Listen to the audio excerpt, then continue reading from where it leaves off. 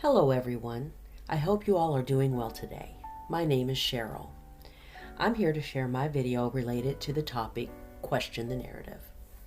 This topic has resonated with me as I recently have been introduced and inspired by similar videos that have been researched by Michelle Gibson, Shelley from No Place Like Home, John Levi, as well as Captain Kirk. So inspired, I was moved to create and share videos, pictures, and facts of buildings in my home state of Kentucky. Of all the question the narrative topics that are to me the most shocking, I find the lost generation, the orphan trains, world fairs, and the star forts the most astonishing. I personally do not remember learning about these topics in history class. In passing, I have heard of the world's fairs. However, I never knew of the grandeur of them. And the biggest eye-opener for me was the who, why, and how the educational systems were originated. I will provide videos with the main narrative and let each researcher come up with their own conclusions on the subject matter. In future videos, I will discuss topics such as, are our timelines correct? How do the Moors fit into our history in the U.S.? Are resets real?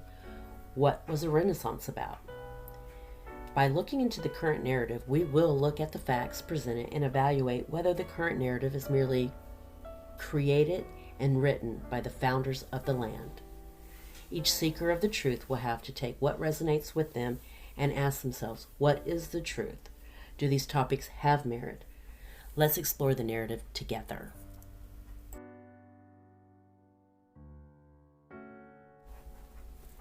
St. Rose Priory is a house of the Dominican order located near Springfield, Kentucky. It is the first foundation of that order in the United States and the first Catholic educational institution west of the Allegheny Mountains. The St. Rose Roman Catholic Church complex, including the priory, the church, and a guest house, was listed on the National Register of Historic Places in 1978. The land for the priory was purchased by Father Edward Dominic Fenwick in July of 1806 with money he received from an inheritance. He bought an existing farm west of Springfield, Kentucky. Construction began shortly thereafter, including a church, priory, and college. The college was begun in 1808, but the building was not finished until 1812. It was named St. Thomas College after St. Thomas Aquinas. Its most famous student was Jefferson Davis. The church was named for St. Rose. Though not designated a cathedral, the church served in the role of a cathedral until the Basilica of St. Joseph Proto-Cathedral could be built in nearby Bardstown, Kentucky. The church is in a stone Tudor Gothic style architecture and includes an octagonal tower. The Bardstown Diocese was the first diocese west of the Allegheny Mountains, with its first and only bishop, Benedict Joseph Flagey, as a spiritual leader of that diocese. Though not the first Catholic church building in Kentucky, the church was the first brick church in Kentucky. It is sometimes referred to as a Proto-Priory. A convent was added about 1822, an order of the Dominicans. Later, this convent moved to another location in Washington County, Kentucky, and founded St. Catherine College. The present Church of St. Rose was erected in 1854. Part of the original brick church of 1809 was preserved and is now the Eucharistic Chapel. The brick was covered with a cement mixture to blend with the limestone of the newer church. The original St. Rose Church remains, though much of the old priory buildings, including the college and old Novatite, were torn down in 1978. The grounds also include one of the original cemeteries in Washington County, Kentucky. Some graves date to the early 19th century.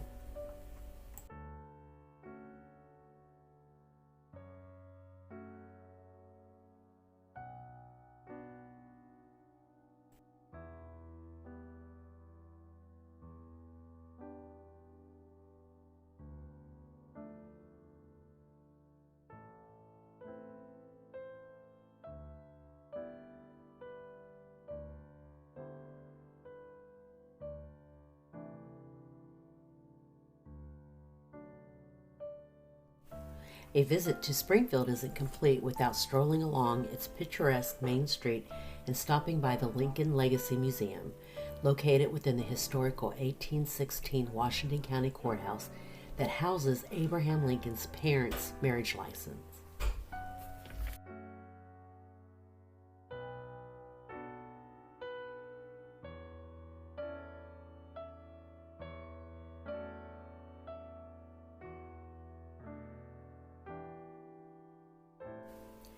In 1783, a ferry was established here to carry travelers across the Beach Fork River.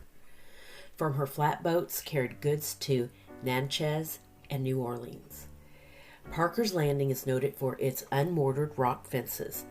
There are many fine houses in the area. The gentle rolling hills and pristine waters of Washington County were discovered on the eve of the Revolution, and by war's end, many settlements had risen. Far removed from the danger, Washington County developed quickly. The comfort and security of these emerging communities enticed many early travelers along the Wilderness Road to settle here. Washington County was the first county created by the Kentucky State Legislature and named for the first president, George Washington. So far, up to this point, I have read most of what information I could find on the topic of St. Rose and Springfield, Kentucky. The common narrative. This video is not going to be a review on what question the narrative topic is about. I will leave that to the many true narrators on the topic, John Levi being my favorite. My part will be researching buildings and places in the United States and present them with the current narrative. I will be glad to carry discussions about the video and answer any questions that may come up. St. Rose to me looks like a castle, plain and simple. That is my opinion.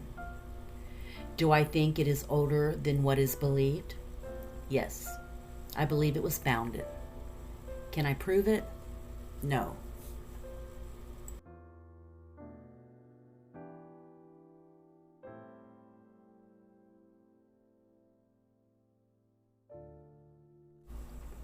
This is Springfield Baptist Church in Springfield, Kentucky.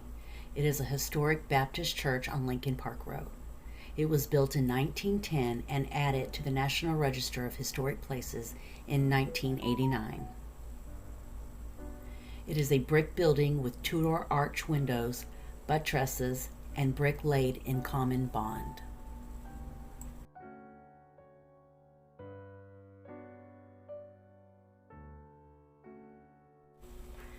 I was able to locate the census bulletin for the state of Kentucky. It is the 12th census of the United States. And it's the population of Kentucky by counties and minor civil divisions. And so the main thing I see here is it looks like in 1790, the whole state of Kentucky had 78,077 people. Then it says that the county of Washington, which is where Springfield and the St. Rose Church is, had approximately 14,182 people in the 1900s. It looks like in 1890 it had 13,622. And then in the town of Springfield, Springfield had a whopping 1,016 people.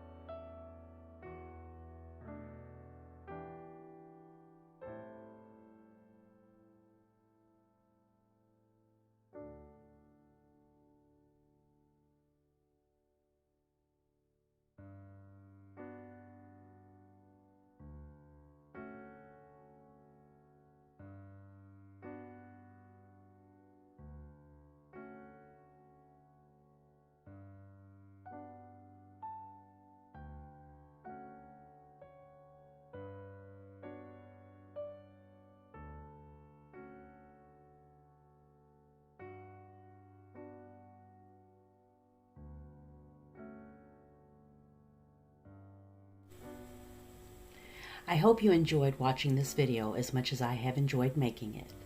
I will be in Phoenix in the next couple of months if anyone has suggestions for a current location. I hope you all have a lovely day. Peace, love, and light.